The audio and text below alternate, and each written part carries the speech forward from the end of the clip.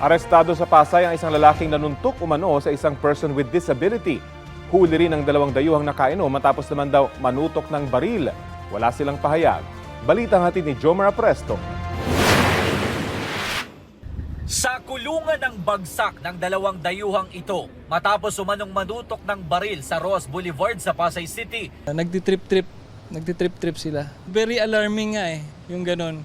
Ayon sa pulisya, isang concerned citizen ang nakakita sa nangyari at agad nagsumbong sa mga nagpapatrolyang pulis.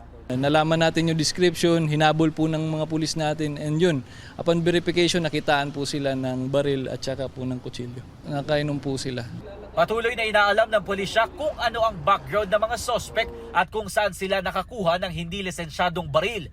Sa Pasay City pa rin, hinuli rin ng mga otoridad ang 23 anyos na lalaking ito matapos umanong suntukin ng isang person with disability o PWD. Ayon sa anak ng biktima, bumibili sila ng ulam nang lumapit ang suspect. Pagkatapos niya suntukan, bigla na lang tumakbo.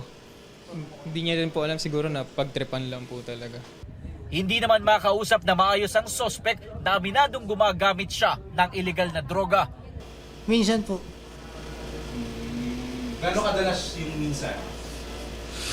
Marami. Hawak na ng Pasay City Police ang mga suspect na mahaharap sa patong-patong na reklamo.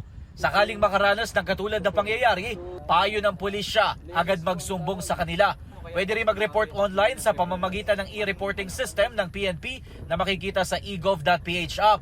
Mayroon ditong iba't ibang kategory na depende sa inyong sumbong o reklamo. Jomer Apresto nagbabalita para sa GMA Integrated News.